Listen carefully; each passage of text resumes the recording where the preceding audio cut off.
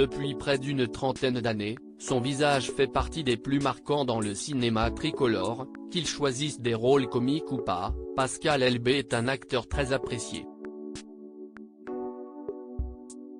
Un acteur discret, qui ne s'épanche pas vraiment sur sa vie privée ni sur les épreuves traversées durant sa vie. Pourtant, il en a vécu une plutôt violente, la perte d'une partie de son audition, comme il l'a raconté au magazine Gala dans une rare interview sur le sujet ce jeudi. Un véritable handicap, dont il a vraiment pris conscience à 42 ans. Un jour, ma surdité m'est apparue comme une vérité, je me suis trouvé en difficulté face à un autre comédien, raconte-t-il. À ce moment-là, il se rend compte de tous les moyens mis en place inconsciemment pour éviter de s'en rendre compte plus tôt, j'augmentais le son de la télévision. En fonction de ma fatigue, je parlais de moins en moins fort. J'avais souvent l'impression que les autres articulaient mal ou chuchotaient. Depuis mon enfance, je m'étais habitué à lire sur les lèvres. Je demandais souvent qu'on répète les propos. Mes proches n'en pouvaient plus. Finalement mis face au fait accompli, l'acteur réalise vite qu'il n'a pas beaucoup de solutions. À ce moment-là, deux options se sont présentées, abdiquer et me replier sur moi-même, ou m'accrocher en me faisant appareiller. Une fois cette seconde décision prise, j'ai pu renouer le contact avec les autres.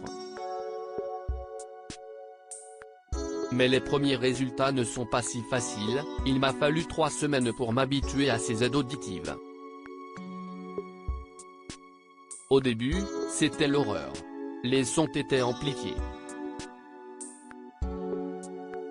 À travers cette drôle de mésaventure que m'a offert l'existence, j'ai découvert que j'étais combatif, relativise-t-il aujourd'hui.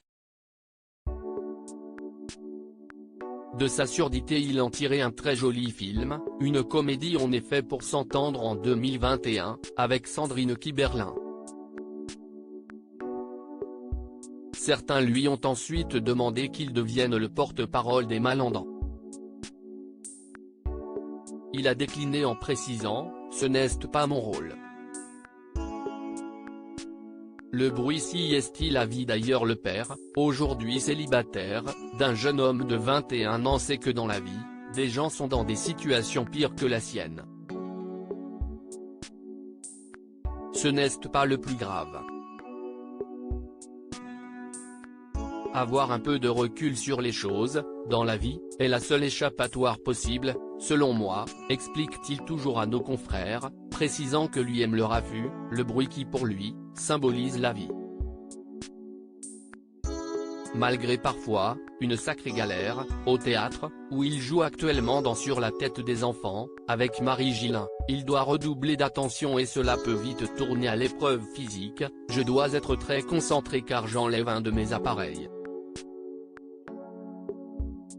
J'ai besoin d'entendre ma vraie voix et non celle qui est métallique.